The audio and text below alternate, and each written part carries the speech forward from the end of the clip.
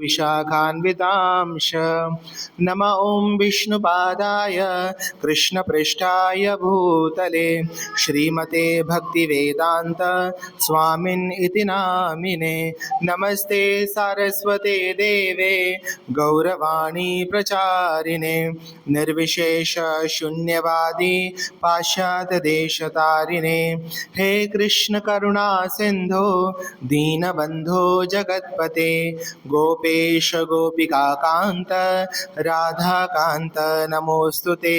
जयतां सुरतौ पङ्गोर्मम मन्देर्मतेर्गति मत्सर्वस्य पदाम्भोजौ राधा मदन मोहनौ दिव्यात् वृन्दारण्यकल्पद्रुमादः श्रीमद् रत्नागार सिंहासनस्थितौ श्रीमद् राधा श्रीलगोविन्ददेवो प्रेष्ठालिभिः सेव्यमानौ स्मरामि।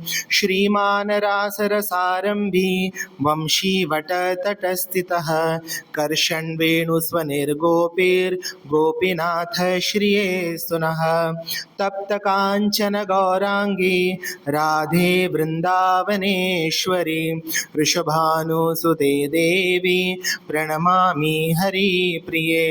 वाञ्छाकल्पतरोभ्यश्च कृपा सिन्धुभ्य एव च पतितानां पावनेभ्यो वैष्णवेभ्यो नमो नमः। जय श्री कृष्ण चैतन्य प्रभु नित्यानंद श्री अद्वैत गदाधर श्रीवास आदि गौरभक्तवृंद। हरे कृष्णा कृष्णा कृष्णा हरे हरे हरे राम राम राम हरे हरे। हरे कृष्णा कृष्णा कृष्णा हरे हरे हरे राम राम राम हरे हरे। हरे कृष्णा कृष्णा कृष्णा हरे हरे हरे राम राम राम हरे हरे।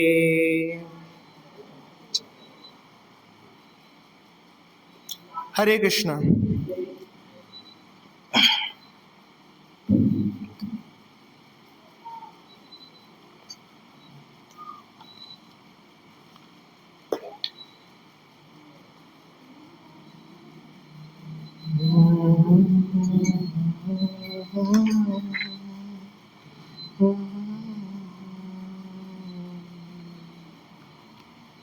मेरे बाद दोहराइए आप लोग।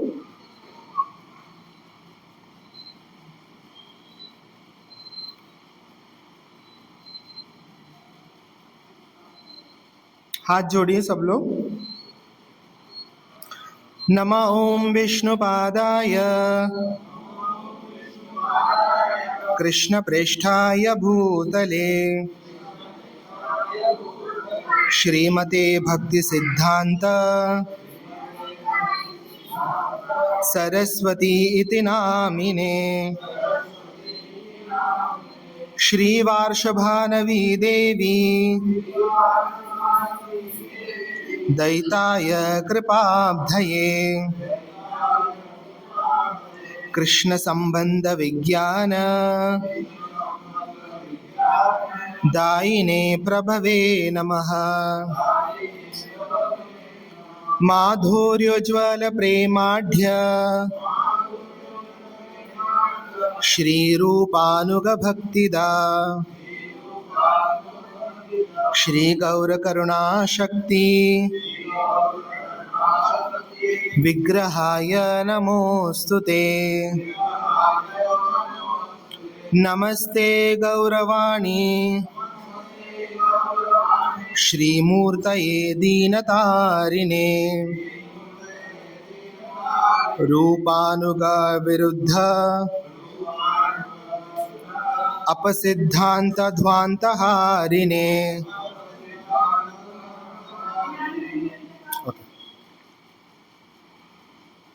तो आज हम एक बहुत ही विशेष व्यक्तित्व के बारे में हम चर्चा करने वाले हैं।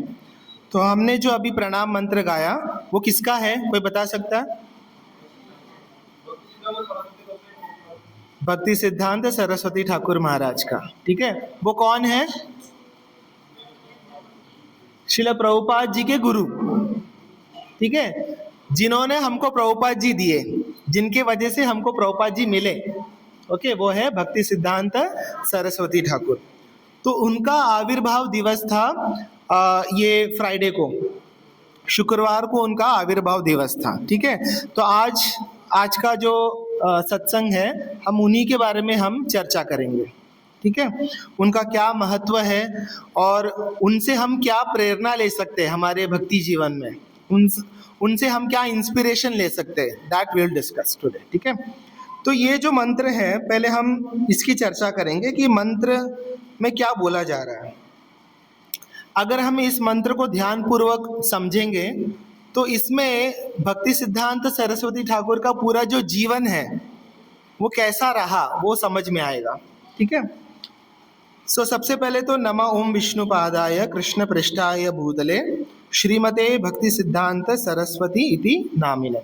तो भक्ति सिद्धांत सरस्वती प्रभुपाद जी का हम ये करते हैं, वी पे ओबेसेंसेस, हम उनको नमस्कार करते हैं। ठीक है, देन अगला मंत्र है श्री वार्षभानवी देवी दयिताय कृपाब्धये। ओके, वार्षभानवी देवी का मतलब क्या हुआ? राधा रानी का नाम है। ओके, यानी जो ऋषभानु महाराज की पुत्री है। ओके, सो श्री वार्षभानवी देवी दयिताय कृपाब्धये।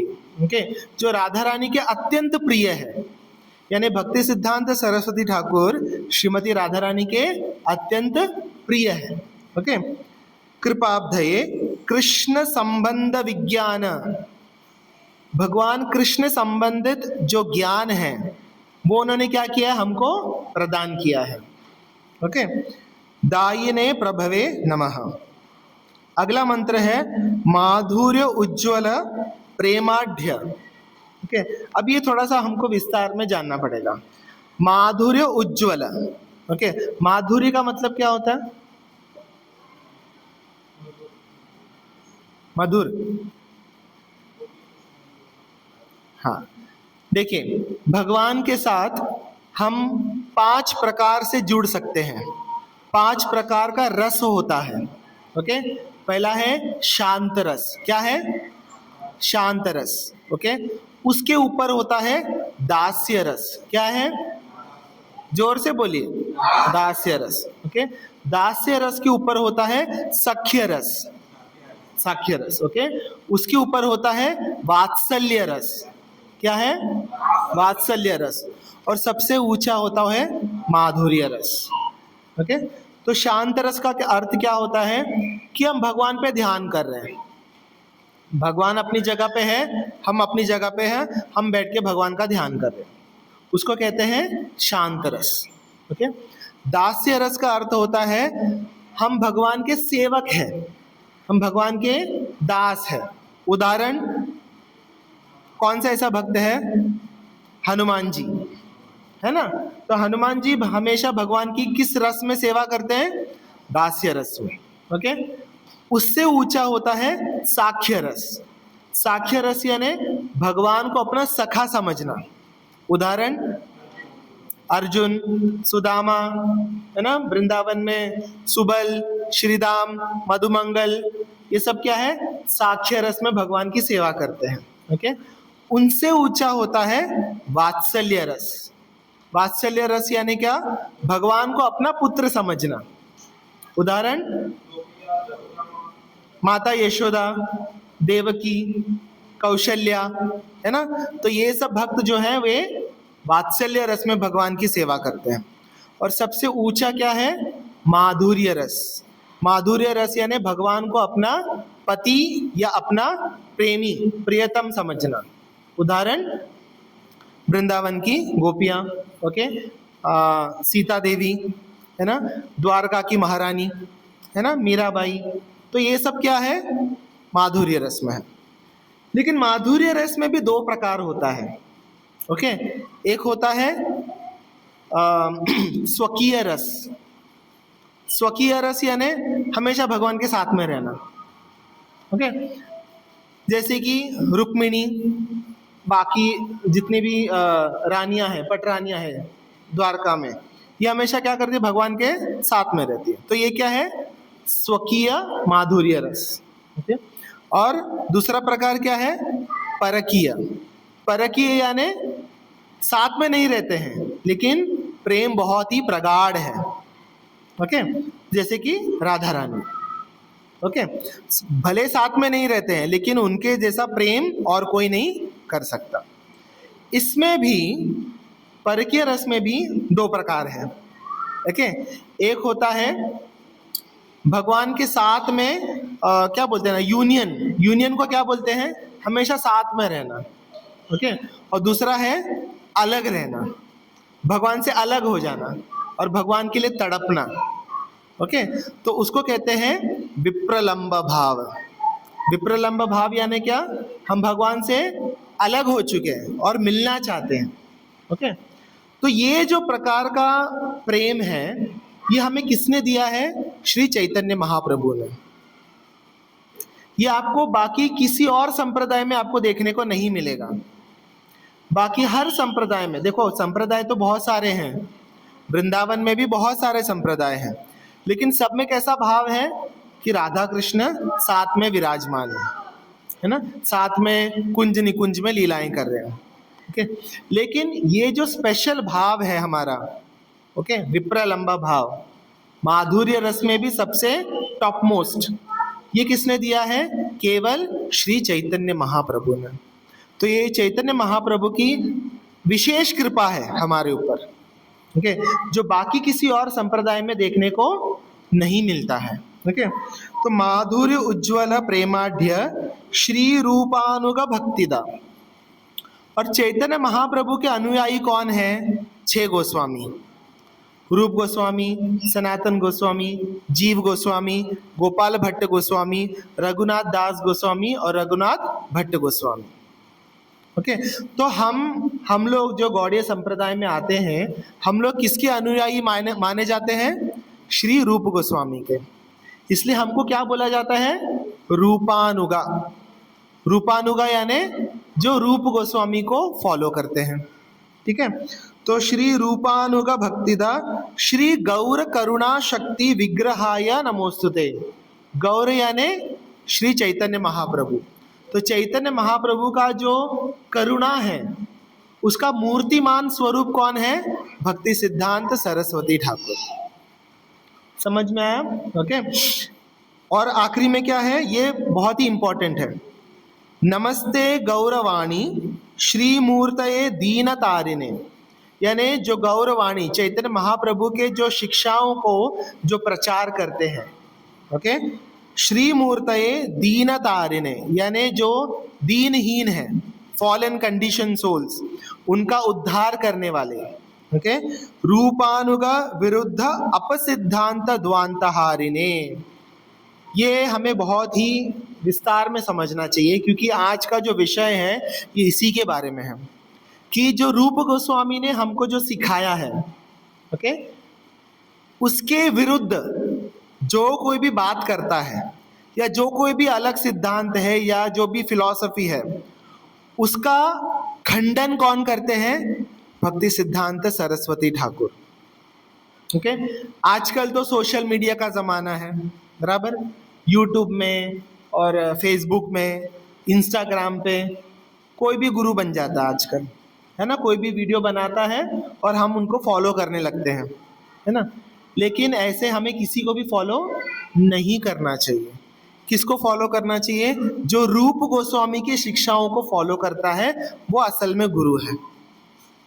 तो भक्ति सिद्धांत सरस्वती ठाकुर क्या करते थे, जो भी व्यक्ति रूप गोस्वामी की शिक्षाओं से अलग कुछ बताता था या कुछ बोलता था, उसको खंडन करते थे, यानी उसको गलत प्रूव करते थे।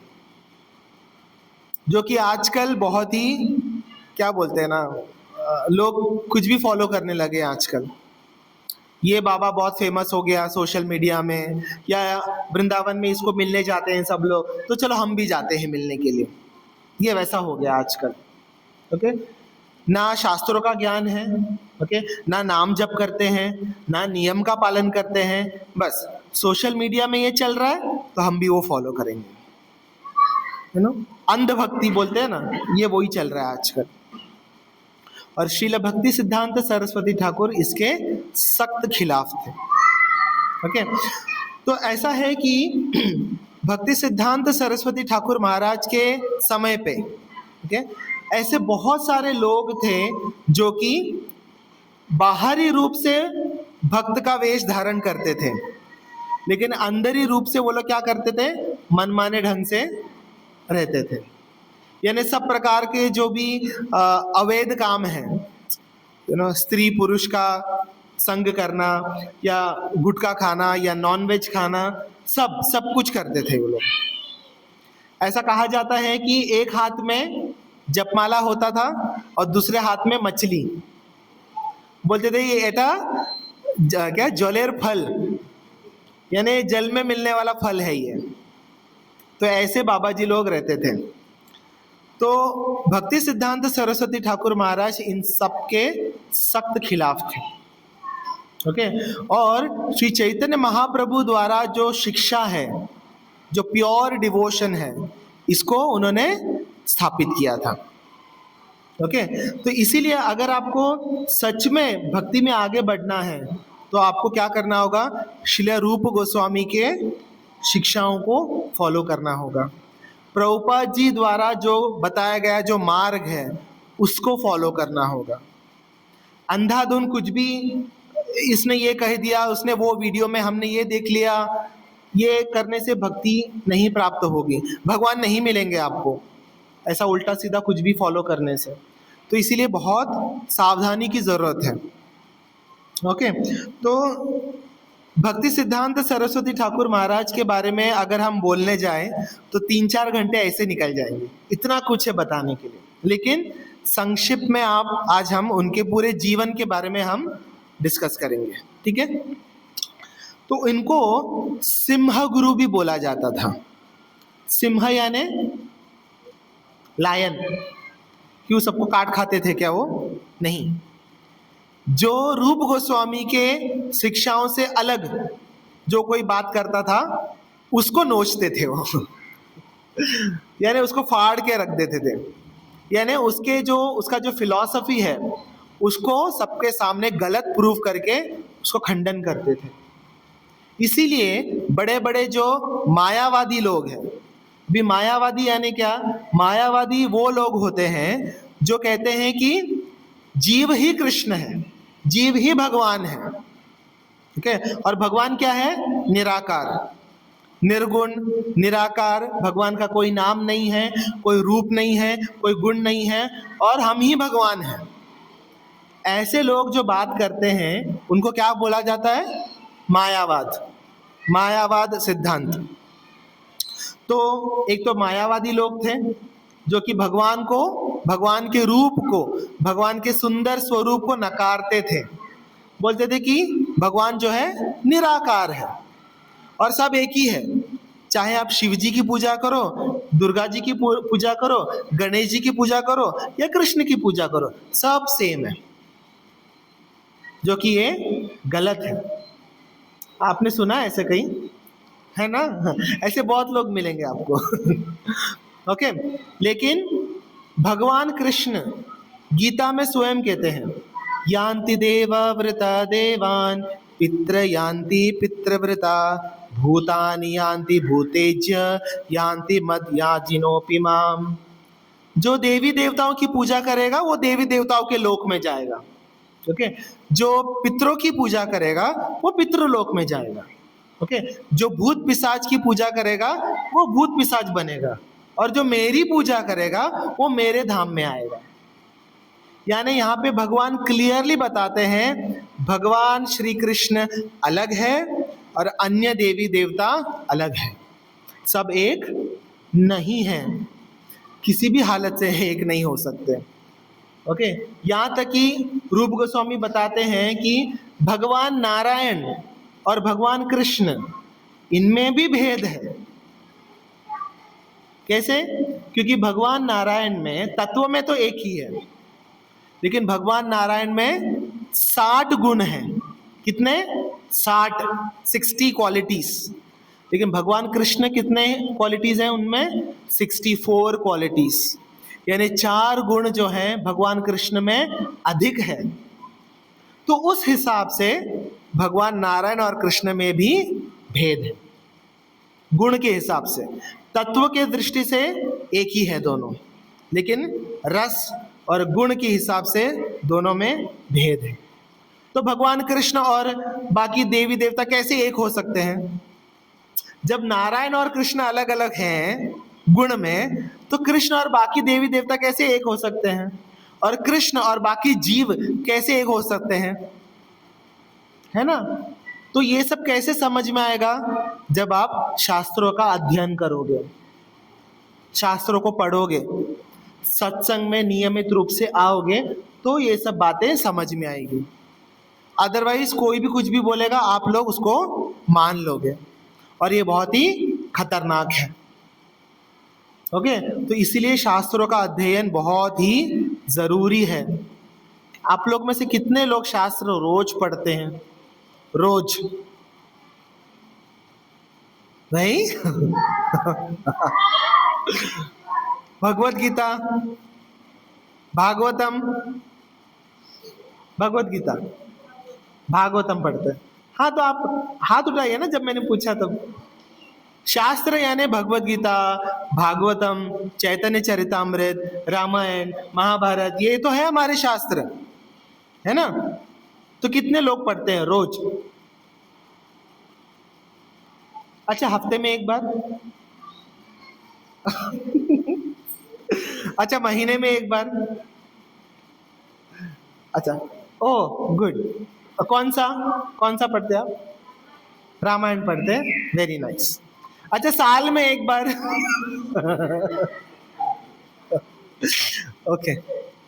लेकिन देखिए, अगर हमको सच में इसी जन्म में अगर आपको भगवान को प्राप्त करना है, अगर आपको लगता है कि इसी जन्म में मुझे गोलोक धाम जाना है, then you must read scriptures every single day.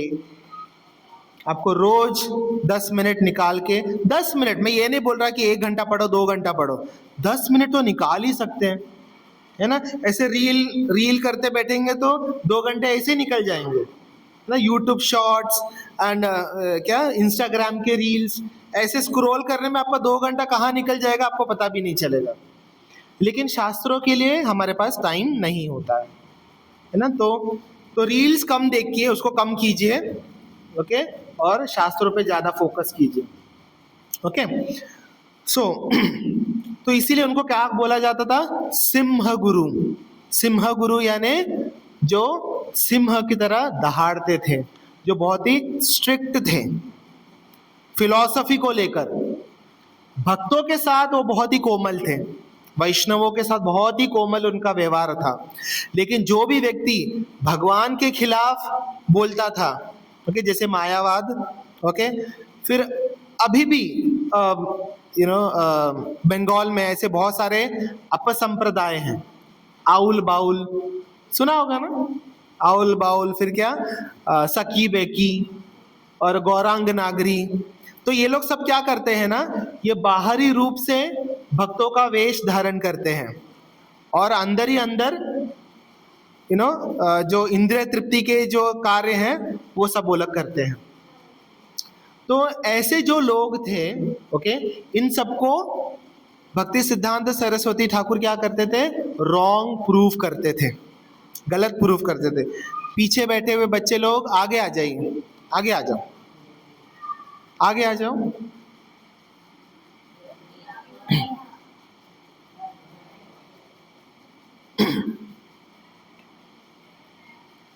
तो भक्ति सिद्धांत सरस्वती ठाकुर क्या करते थे? ऐसे जो मायावादी लोग होते थे उनको पकड़ के पूछते थे कि तुम क्यों भगवान के रूप को नकारते हो, क्यों तुम भगवान के श्री चरणों में अपराध करते हो।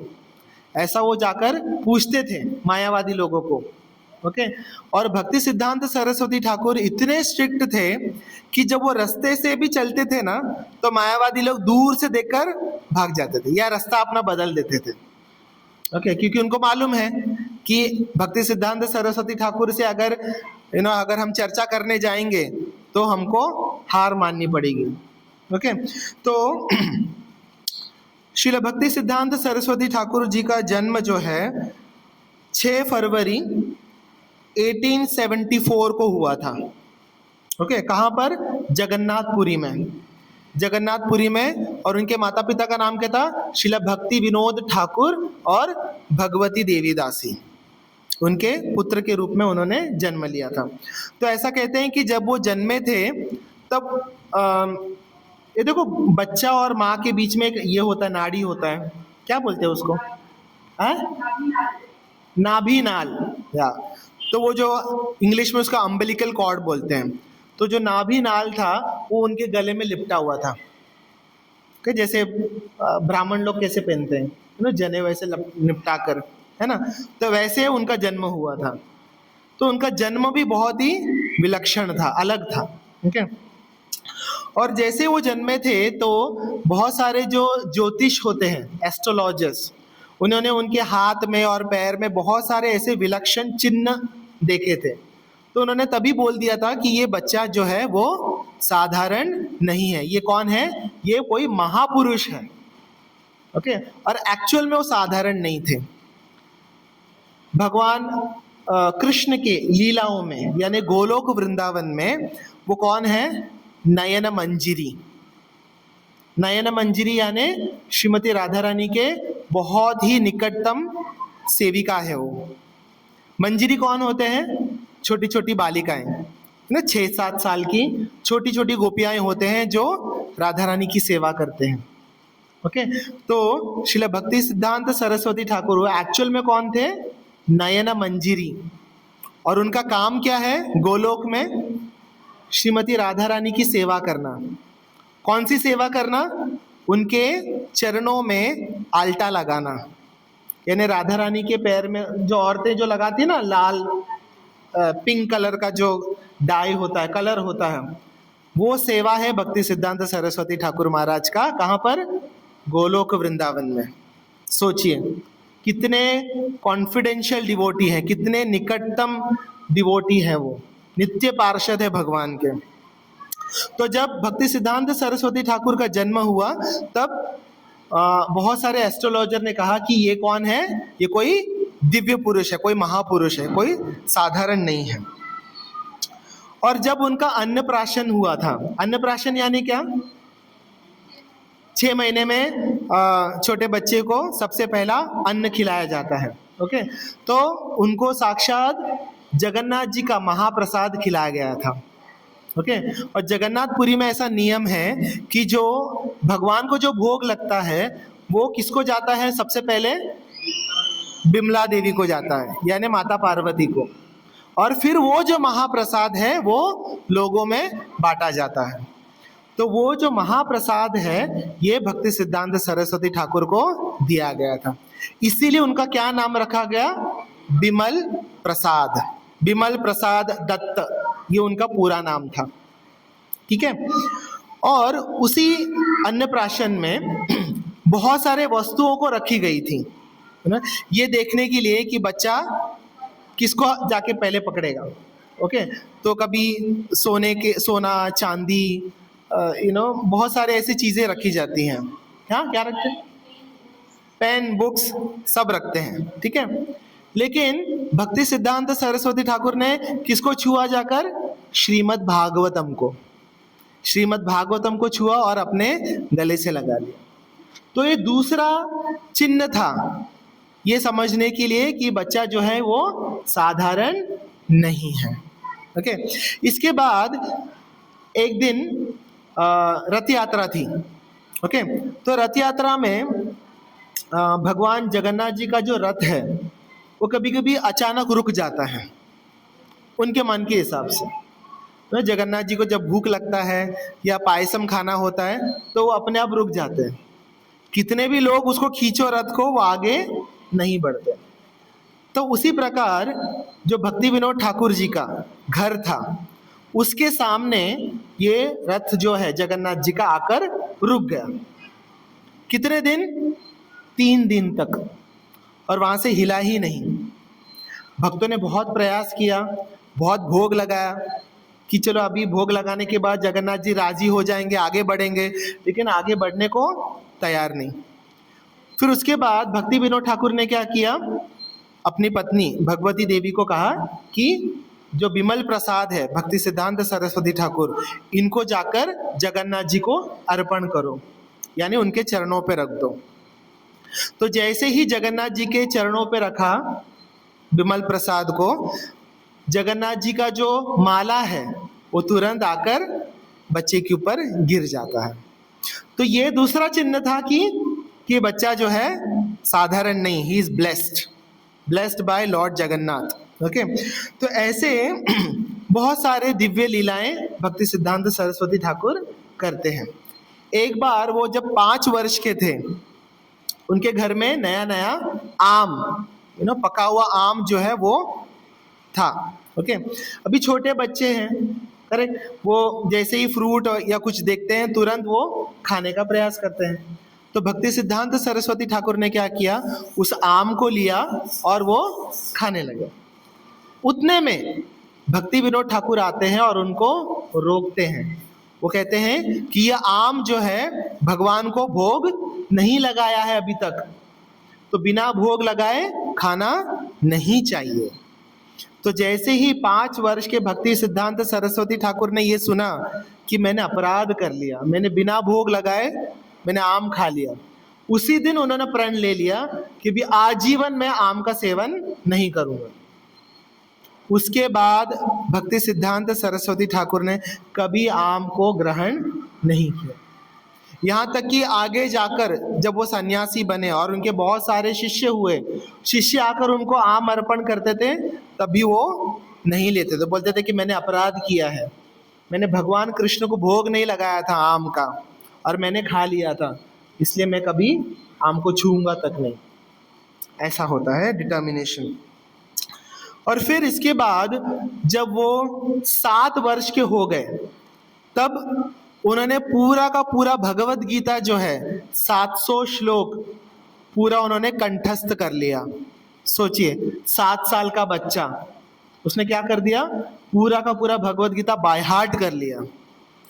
सिर्फ भगवत गीता ही नहीं, उसके साथ में संस्कृत, इंग्लिश, उनका इंग्लिश इतना हाई फाई था कि ब्रिटिश लोग को भी समझ में नहीं आता था, है ना। इंडियन तो दूर की बात है, ब्रिटिश लोग तो इंग्लिश में ही बात करते हैं, लेकिन ब्रिटिश लोगों को भी डिक्शनरी देखना पड़ता था, ऐसा हाई फाई इंग्लिश था उनका। इस्कॉन में एक किताब मिलेगा आपको, श्री ब्रह्म संहिता, उसका जो कमेंट्री है ये भक्ति सिद्धांत सरस्वती ठाकुर ने लिखा है। कभी उसको पढ़ के देखिए, पूरा पूरा समझ में आए तो मुझे भी समझा देना क्योंकि जो फॉरेनर डिवोटीज हैं इस्कॉन में, उनको भी नहीं समझ में आता, इतना हाई फाई इंग्लिश है। तो एक बार उन्होंने प्रभुपाद जी को जाके बोला कि प्रभुपाद, आपके गुरु महाराज का इतना हाई फाई इंग्लिश है, हमको भी नहीं समझ में आता। तब प्रभुपाद जी बोलते हैं, तुम चिंता मत करो, वो मैं समझ लूंगा, मैंने जो लिखा है उसको समझने का प्रयास करो। ओके, तो ज्यादा हाई फाई हमको नहीं बनना है, हमको प्रभुपाद जी द्वारा जो लिखित जो ग्रंथ है उसको समझने का प्रयास करना चाहिए। ठीक है, तो 7 वर्ष की उम्र में ही उन्होंने भगवत गीता कंठस्थ कर लिया। संस्कृत का ग्रामर जो होता है, संस्कृत का जो ग्रामर है उसको समझने में कितने वर्ष लगते हैं बताओ? 12 वर्ष केवल ग्रामर समझने में। लेकिन यहाँ पे भक्ति सिद्धांत सरस्वती ठाकुर केवल 7 वर्ष के थे और वो संस्कृत में बोला करते थे। ओके, संस्कृत, यहाँ तक कि ज्योतिष शास्त्र जो है, एस्ट्रोलॉजी, एस्ट्रोनॉमी, ये सब 7 वर्ष की आयु में उनको आता था ये सब। तो लोग सोचने लग जाते हैं कि ये बच्चे ने कहाँ से सीखा ये सब, लेकिन वो कौन थे? वो राधा रानी के नित्य पार्षद है, उनको क्यों नहीं आएगा, है ना। तो इस प्रकार उन्होंने फिर 18वें वर्ष में उन्होंने क्या किया, संस्कृत का कॉलेज ज्वाइन किया और वहाँ से और डीप में उन्होंने पढ़ाई की। इसके बाद जाकर फिर वो त्रिपुरा त्रिपुरा में एक राजा थे, वहां पर वो नौकरी करने लगे, ओके, राज पंडित के रूप में, ओके। और वहां पे उनका काम क्या था, वहां पे जितने भी लोग हैं उनको संस्कृत सिखाना या ज्योतिष शास्त्र सिखाना, ये सब उनका काम था। और उनकी आयु थी 22 वर्ष के थे वो तभी, ओके। और 3 साल तक उन्होंने वहां पर काम किया उस राजा के यहाँ पर, ओके। लेकिन बाद में उनको धीरे धीरे पता चला कि यहाँ पर भी बहुत सारा पॉलिटिक्स है, यहाँ पे भी लोग जलते हैं, जेलसी फील करते हैं, एनवियसनेस है। तो उन्होंने सोचा कि ये मेरे लिए ठीक नहीं है, और 25 वर्ष के आयु में उन्होंने क्या किया, रिटायरमेंट ले लिया।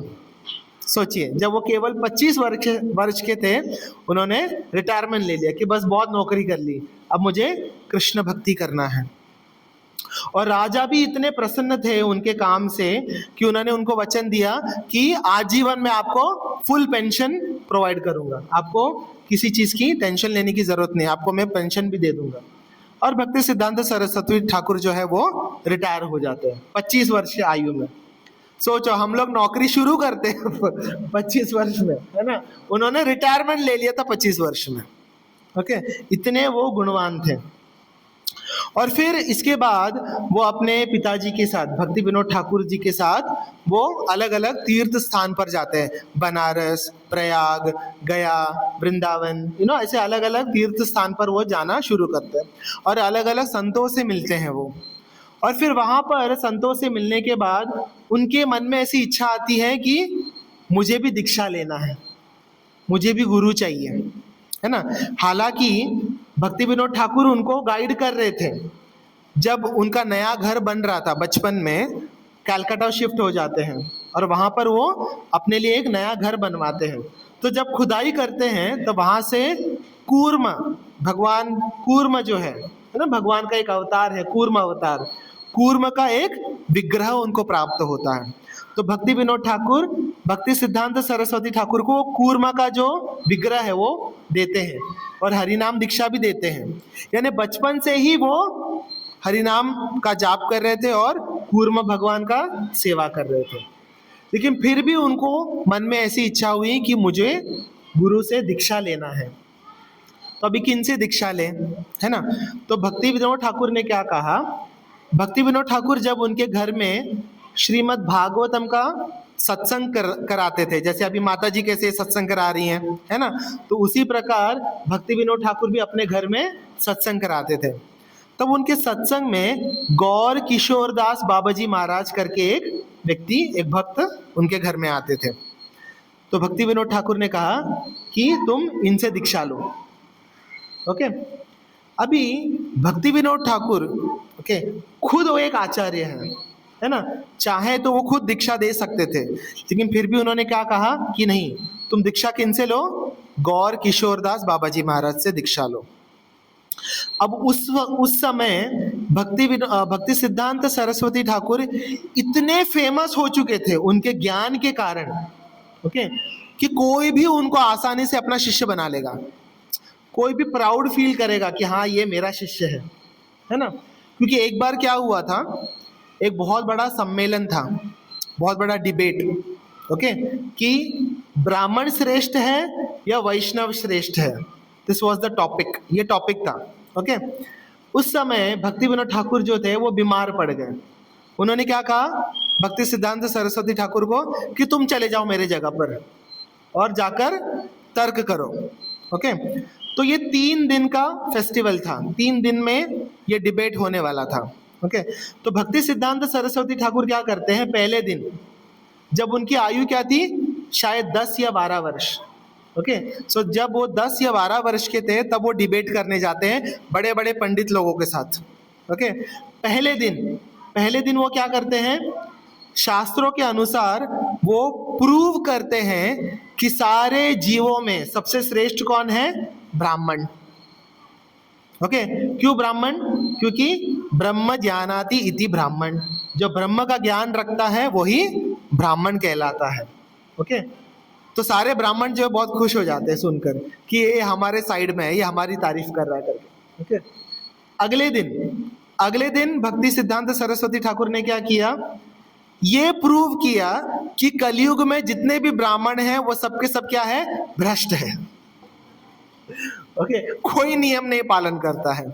तो ये सुन के सबके होश उड़ गए, कल तो हमारी तारीफ कर रहा था, आज हमारी बुराई कर रहा है ये। ओके, और फिर तीसरे दिन भक्ति सिद्धांत सरस्वती ठाकुर ने ये प्रूव किया कि ब्राह्मण से श्रेष्ठ कौन है, वैष्णव। क्यों? क्योंकि वैष्णव क्या है, पूरी तरह से भगवान को समर्पित होते हैं, नियम का पालन करते हैं, नाम जप करते हैं, एकादशी का व्रत करते हैं और अपनी इंद्रियों को संयम में रखते हैं, है ना।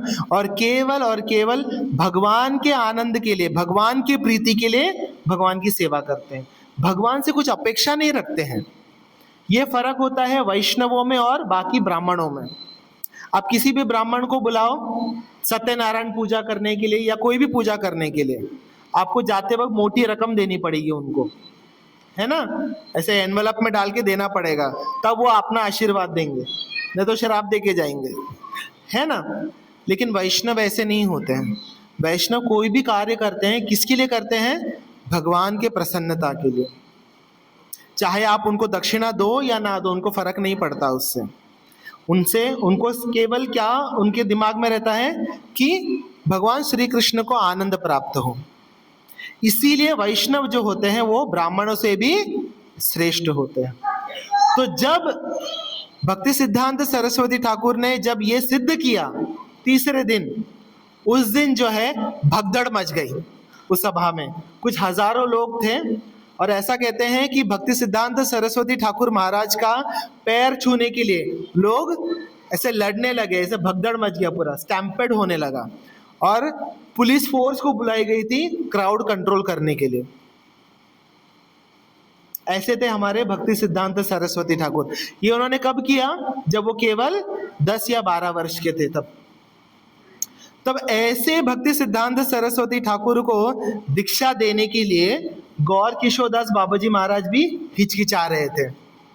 बोले कि तुम कहीं और जाके किसी और से दीक्षा ले लो, मैं तो अनपढ़ गवार हूं, मैं क्या तुमको दीक्षा दूंगा। तुम इतने बड़े पंडित हो, संस्कृत आता है तुमको, इतना एस्ट्रोलॉजी आता है, एस्ट्रोनॉमी आता है, तुमको तो कोई भी दीक्षा दे देगा। लेकिन भक्ति सिद्धांत सरस्वती ठाकुर कहते हैं, मैं अगर दीक्षा लूंगा तो केवल आपसे लूंगा, ये नहीं तो मैं नहीं लूंगा। तो गौर किशोरदास बाबाजी महाराज कहते हैं कि ये जो कृपा है ना, ये कृपा चैतन्य महाप्रभु का काम है, मेरा नहीं। तो मैं चैतन्य महाप्रभु को पूछूंगा कि दीक्षा देना है या नहीं देना है, तो कल आ जाना, ऐसा उन्होंने भक्ति सिद्धांत सरस्वती ठाकुर को कहा। तो भक्ति सिद्धांत सरस्वती एकदम नम्र भाव में कहते हैं कि ठीक है, मैं कल आ जाऊंगा आपसे पूछने के लिए। तो अगले दिन वो गए, अगले दिन गए गौर किशोरदास बाबाजी महाराज को पूछने के लिए कि क्या कहा चैतन्य महाप्रभु ने। तो गौर किशोरदास बाबाजी महाराज कहते हैं, किस बारे में, तुम क्या बात कर रहे हो। बोले, कल मैंने बोला था ना दीक्षा के बारे में, और आपने कहा कि चैतन्य महाप्रभु को पूछ के बताऊंगा। तो पूछा आपने, अरे वो तो मैं भूल गया पूछना, तुम कल आओ। तो अगले दिन जाते हैं भक्ति सिद्धांत सरस्वती ठाकुर, वापस जाके पूछे कि क्या बोले चैतन्य महाप्रभु। बोले कि कुछ बोले नहीं, जाओ कल आओ, ऐसे बोले। तीसरे दिन गए और गौर किशोरदास बाबाजी महाराज कहते हैं, अच्छा चैतन्य महाप्रभु ने कहा कि दीक्षा नहीं देना है, तो तुम चले जाओ यहाँ से, अभी निकलो यहाँ से। भक्ति सिद्धांत सरस्वती ठाकुर ने कहा कि देखो आप कृष्ण की पूजा करते हो ना, और कृष्ण कौन है, छलिया, है ना, तो इसलिए आप भी क्या कर रहे हो, मेरे साथ छल कर रहे हो। ओके, अगर आपने मुझे दीक्षा नहीं दिया तो मैं अपने प्राण त्याग दूंगा इसी समय, मैं आई विल कमिट सुसाइड करके मैं अपना प्राण त्याग दूंगा अगर आपने दीक्षा नहीं दिया तो। तब गौर किशोरदास बाबाजी महाराज टेंशन में आ गए कि सच में ये कुछ कर दिया तो, और फिर उन्होंने तुरंत दीक्षा दे दिया। और दीक्षा देते वक्त भक्ति सिद्धांत सरस्वती ठाकुर का नाम क्या था, श्री वार्षभानवी देवी दास, यानी जो राधा रानी के अत्यंत प्रिय है, उनके दास होते। तो इससे हमें क्या सीखने मिलता है, इस प्रसंग से हमें क्या सीखने मिलता है? हाँ प्रभु जी।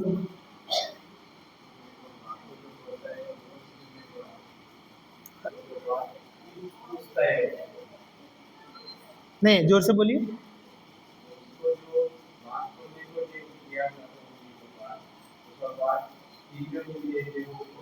हम्म।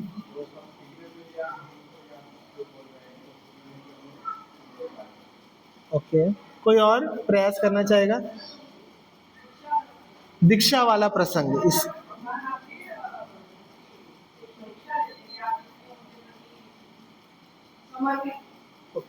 किसके प्रति? गुरु के प्रति हमारा कितना समर्पण है।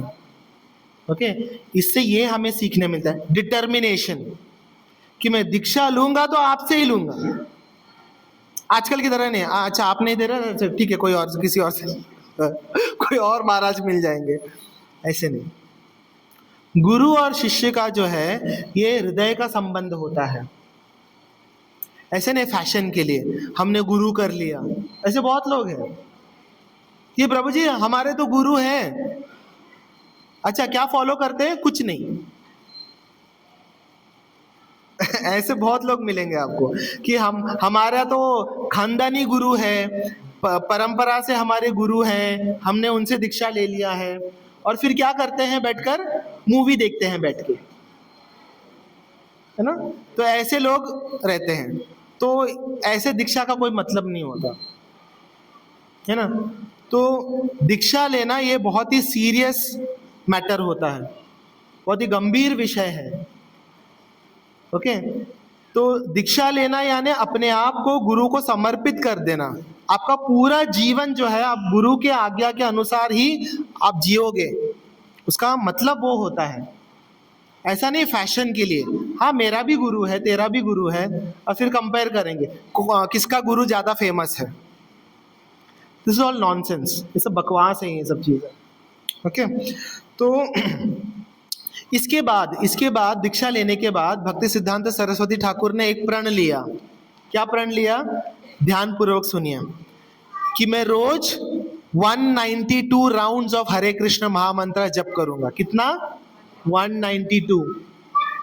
हमारा 16 माला में ही दम निकल जाता है ना? 16 माला करते वक्त ही हमारे जान पे आ जाती कि कब खत्म होगा ये। लेकिन भक्ति सिद्धांत सरस्वती ठाकुर रोज 192 राउंड्स चैंट करते थे, अकेले रहकर। उन्होंने एक छोटा सा ऐसा कुटिया जैसा बना लिया था, कुटीर जैसा, ऐसे ऐसा पक्का जैसा, ये नहीं है कि सीमेंट और ईंट पत्थर से बना है, कुछ ऐसे लकड़ी वकड़ी ऐसा जमा कर लिया, उसी में बैठ गए। और ये उन्होंने कितने साल फॉलो किया? 9 वर्ष तक। 9 वर्ष तक उन्होंने रोज 192 राउंड्स चैंट किया था। सोचो, चाहे वो बारिश हो, धूप हो, गर्मी हो, कुछ भी रहने दो। बारिश में तो हवा में छत उड़ जाती थी, लेकिन फिर भी वो ऐसा नहीं कि वो छत को रिपेयर करने बैठते थे फिर जब करते थे। जो जैसा है वैसा छाता पकड़ के बैठ जाते थे और नाम जप करते थे। इसको बोलते हैं साधना। और हम लोग क्या करते हैं? साधना के नाम पे मजाक करते हैं। हम लोग मजाक ही चलता रहता है हमारा, और फिर हम ये उम्मीद लगा के रखते हैं कि हम गोलोक वृंदावन जाएंगे या भगवान हमको अपनाएंगे, है ना? तो भक्ति कोई हंसी मजाक का काम नहीं है। तो साधना क्या है, ये भक्ति सिद्धांत सरस्वती ठाकुर से सीखना चाहिए। ओके, डेली 192 राउंड्स, वो भी कितने साल? 9 साल तक एकांत में रहकर। और जब 9 साल उनका कंप्लीट हुआ, उसके बाद गौर किशोरदास बाबा जी महाराज वो चले गए थे। ओके, गोलोक धाम चले गए थे। गौर किशोरदास बाबा जी महाराज, जगन्नाथ दास बाबा जी महाराज और पंच तत्व यानी साक्षात चैतन्य महाप्रभु, नित्यानंद प्रभु, अद्वैत आचार्य, गदाधर पंडित और श्रीवास आचार्य, ये सब उनके स्वप्न में प्रकट हुए और उनको कहा कि अभी तुम प्रचार करना शुरू करो। उसके बाद उन्होंने क्या किया? गौड़ीय मठ की स्थापना की। ओके, क्यों? क्योंकि उसके पहले कोई भी सिस्टमैटिक ये नहीं था, नॉलेज देने के लिए कोई सिस्टमैटिक पद्धति नहीं थी। कोई भी कुछ फॉलो करता है, क्योंकि उस जमाने में ऐसा था कि गौड़िया वैष्णव होना यानी सबसे निंदनीय कार्य था। अगर कोई बोलता था कि मैं गौड़िया वैष्णव हूं, तो आपको ऐसे नीचे नजर से देखेंगे, अच्छा ये गौड़िया है, मतलब फालतू है ये ऐसा। क्योंकि गौड़िया वैष्णव होना यानी नाच गाना करना, रास्ते पे हरे कृष्णा करते कीर्तन कर लिया, बस गौड़िया, कोई फिलॉसफी नहीं, कुछ नहीं। लेकिन भक्ति सिद्धांत सरस्वती ठाकुर ने गौड़िया मठ की स्थापना की। एक या दो नहीं, 64 गौड़िया मठ की स्थापना की पूरे इंडिया में। और फिर उन्होंने संन्यास भी लिया। संन्यास भी लिया कैसे? गौर किशोरदास बाबाजी महाराज का जो तस्वीर था, जो फोटो था, उसके सामने उन्होंने अपने आप को ही संन्यास दे दिया। और उसके बाद वो भक्ति सिद्धांत सरस्वती ठाकुर कहलाए। फिर क्यों? क्योंकि उस जमाने में ऐसा था कि जब तक आप संन्यास नहीं लोगे तब तक आपको लोग इज्जत नहीं देंगे, आपको कोई सीरियसली नहीं लेगा। क्योंकि जो बाबा जी लोग थे उस जमाने में, वो सब तो वही, एक हाथ में माला और एक दूसरे हाथ में मछली, वैसे थे वो लोग सब। कोई इज्जत नहीं करता था गौड़िया वैष्णवों की। इसीलिए समाज में गौड़िया वैष्णवों को इज्जत दिलाने के लिए उन्होंने संन्यास लिया, ताकि वो प्रचार कर सके और उनको लोग जो है सीरियसली ले। ओके, तो फिर उसके बाद उन्होंने क्या किया? नगर संकीर्तन की शुरुआत की। नगर संकीर्तन करने लगे और लोगों को पता चलने लगा कि अच्छा ये क्या है, गौड़िया वैष्णव है, ये चैतन्य महाप्रभु के फॉलोअर्स हैं। ऐसे फिर समाज में जो है गौड़िया वैष्णवों को इज्जत मिलने लगी भक्ति सिद्धांत सरस्वती ठाकुर जी के कारण। अदरवाइज उसके पहले कोई गौड़िया वैष्णवों को पूछता भी नहीं था कोई। और फिर एक बार तो ऐसा हुआ कि भक्ति सिद्धांत सरस्वती ठाकुर ये स्ट्रिक्ट भी थे और सॉफ्ट भी थे। ओके, जैसे एक व्यक्ति था जो उनके गौड़िया मठ में 2 रुपए का दान करता था। उस जमाने में 2 रुपए भी बहुत बड़ा रकम हुआ करता था, तो हर महीने वो 2 रुपए दान देता था। ओके, और भक्ति सिद्धांत सरस्वती ठाकुर एक बार ऐसे क्लास दे रहे थे गौड़िया मठ में। तो वो जो व्यक्ति है जो दान करता था, उसने क्या किया, ऐसे लोग जो बैठे हुए थे भक्त लोग, उन सबको ऐसे हटा हटा के सबसे आगे आके बैठ गया कि मैं तो डोनर हूं, मैं तो डोनेशन देता हूं, मैं तो आगे आके बैठूंगा। तो भक्ति सिद्धांत सरस्वती ठाकुर ने क्या कहा उसको देख के, तुम 2 रुपए का दान देते हो, इसका मतलब ये नहीं कि तुमने मुझे खरीद लिया है। ओके, तुम में और बाकी भक्तों में कोई अंतर नहीं है, सब समान है। तो ऐसे वो स्ट्रिक्ट भी थे। ओके, और सॉफ्ट भी थे। कैसे? एक बार गौड़िया मठ एक और मंदिर का निर्माण हो रहा था। ओके, तो एक ब्रह्मचारी था जिसने बहुत सहयोग किया था, बहुत हेल्प किया था, लेकिन कुछ कारण की वजह से किसी माता जी के प्रति वो आकर्षित हो गया और वो उसको निकाल दिया गया। ओके, तो जितने भी बाकी ब्रह्मचारी थे उन्होंने कहा कि तुम अभी मठ में नहीं रह सकते, तुम निकल जाओ। तो जब उद्घाटन का समय आया तब भक्ति सिद्धांत सरस्वती ठाकुर महाराज आए। उन्होंने पूछा वो ब्रह्मचारी कहाँ है? तो बोले कि महाराज उसका पतन हो गया, फॉल डाउन हो गया, वो उसको हमने निकाल दिया। तब भक्ति सिद्धांत सरस्वती ठाकुर कहते हैं अभी के अभी ढूंढ के लेकर आओ उस ब्रह्मचारी को। जब तक वो ब्रह्मचारी नहीं आएगा मैं मंदिर का उद्घाटन नहीं करूंगा। यानी दुनिया के दृष्टि में उसका पतन हो चुका था, वो माता जी से आकर्षित हो गया, ब्रह्मचारी नहीं रहा, ये वो ऐसा वैसा। लेकिन भक्ति सिद्धांत सरस्वती ठाकुर के दृष्टि में वो अभी भी क्या है? भक्त है।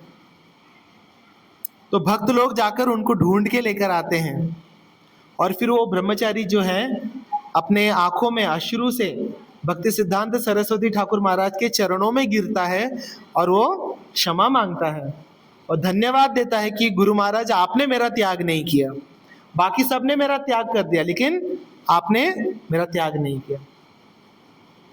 एंड एक बार सुबह सुबह भक्ति सिद्धांत सरस्वती ठाकुर जो है डिटैचमेंट यानी क्या, वैराग्य, वैराग्य के बारे में वो प्रोग्राम लेक्चर दे रहे थे। ओके, और उसी दिन दोपहर में क्या हुआ, वो लिख रहे थे। ओके, और उस जमाने में ऐसा बॉल पेन वगैरह नहीं होता था, इंक में डुबोना पड़ता था और लिखना पड़ता था। ओके, तो अचानक भक्ति सिद्धांत सरस्वती ठाकुर ने देखा कि एक बंदर जो है 2 केले को उठाकर भाग रहा है, 2 केला लेकर भागा। तो भक्ति सिद्धांत सरस्वती ठाकुर उसके पीछे भागे, उस बंदर के पीछे, वो केला छीनने के लिए। और बंदर तो पता है ना आप लोगों को कि कैसा रहता है स्वभाव, कूद कूद के सब उसने सत्यानाश कर दिया। तो जो इंक भी था वो भी सब गिरा दिया, पूरा टेबल सत्यानाश हो गया।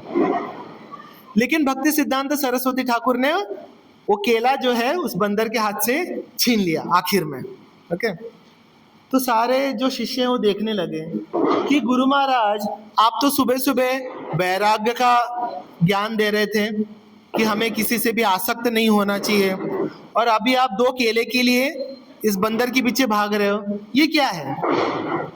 तब ध्यान पूर्वक सुने, भक्ति सिद्धांत सरस्वती ठाकुर कहते हैं वो 2 केला जो है वो भगवान कृष्ण के लिए है, वो राधा रानी के लिए है, उसको मैं ऐसे किसी के भी हाथ में नहीं दे सकता। समझ में आई बात?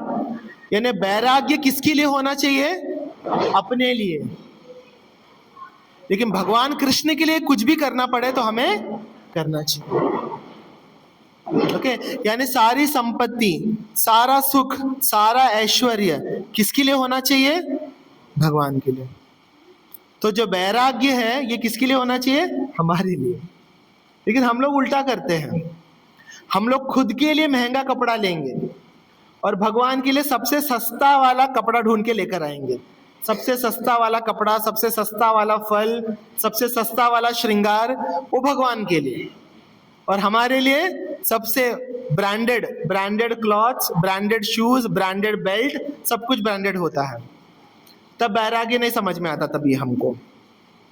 तो ऐसे भक्ति सिद्धांत सरस्वती ठाकुर के बहुत सारे छोटे छोटे ऐसे लीलाएं हैं जिससे हमें ये समझ में आता है। एक बार तो 1918 में, ओके, 1918 में जब भक्ति सिद्धांत सरस्वती ठाकुर जब प्रचार कर रहे थे, सत्संग ले रहे थे, तब अभय चरण कौन है?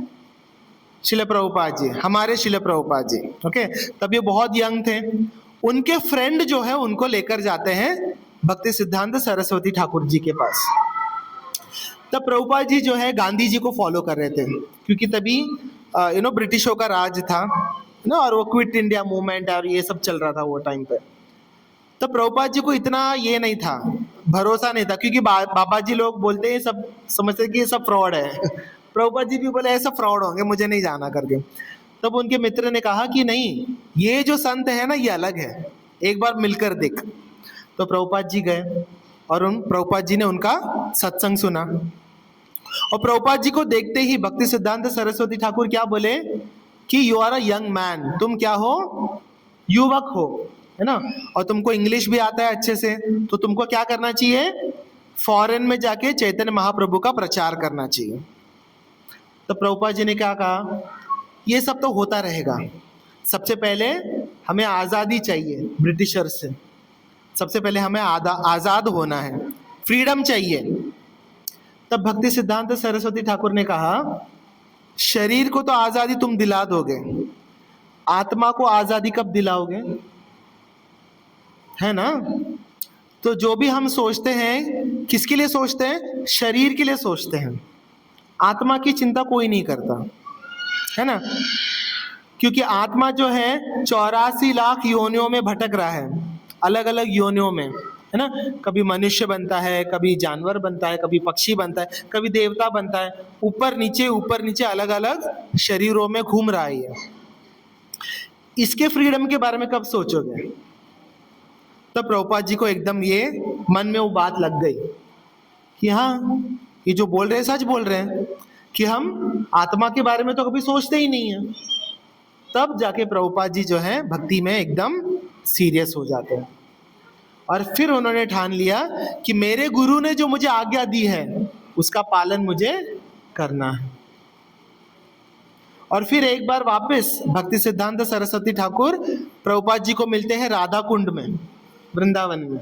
तब उन्होंने क्या उनको उपदेश दिया कि कभी भी फ्यूचर में अगर तुमको पैसा मिले तो क्या करो, बुक, ग्रंथों को छापो और ग्रंथों का वितरण करो। और उसी वाक्य को गुरु मुख पद्म वाक्य चिते ते कोरियाई किया, गुरु के उसी वाक्य को प्रभुपाद जी ने क्या किया, अपने हृदय में ठान लिया। तो आज इस्कॉन की स्थापना है, इस्कॉन है, बहुत सारे सेंटर हैं, प्रभुपाद जी के बहुत सारे ग्रंथ हैं। तो ये सब किसकी वजह से है? भक्ति सिद्धांत सरस्वती ठाकुर महाराज के कारण है। उन्होंने ही प्रभुपाद जी को चुना था। अभी भक्ति सिद्धांत सरस्वती ठाकुर के बहुत सारे शिष्य थे, लेकिन प्रभुपाद जी को ही क्यों चुना उन्होंने, बताइए। ऐसा क्या विशेष था प्रभुपाद जी में? बहुत सारे शिष्य थे, उनके तो हजारों शिष्य थे। तो प्रभुपाद जी में ऐसा क्या गुण उनको दिखाई दिया? इंग्लिश आता था, ओके ओके। गुरु के प्रति समर्पण, हाँ वो भी राधा रानी के पार्षद है, नो डाउट। प्रभुपाद जी भी पार्षद ही है। और यंग थे, यंग तो बहुत सारे लोग थे।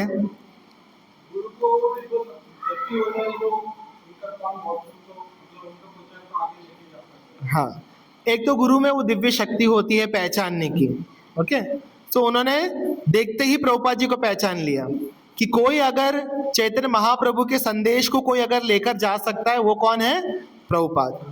और दूसरा गुण ये है सबसे महत्वपूर्ण, जब भी भक्ति सिद्धांत सरस्वती ठाकुर सत्संग दिया करते थे, श्रील प्रभुपाद ध्यान पूर्वक सुना करते थे उसको। यानी हरि कथा में प्रभुपाद जी को बहुत रुचि थी। ये प्रभुपाद जी का विशेष गुण था, है ना। जब भी हम लोग सत्संग में बैठते हैं तो हमको प्रसादम याद आता है ना, कि ये सत्संग कभी खत्म होगा, ये भगवान टॉर्चर, ऐसा है ना ये प्रभु जी कब अपना मुंह बंद करेंगे, ऐसा सब सोचते हैं हम लोग, है ना। या कभी हम घर जाएंगे या घर के दूसरे काम करेंगे। तो हरि कथा में बहुत कम लोगों का मन लगता है। शुकदेव गोस्वामी श्रीमद् भागवतम में कहते हैं कि जिसको हरि कथा में रुचि है वो ही उत्तम भक्त है, वो ही सबसे श्रेष्ठ भक्त है।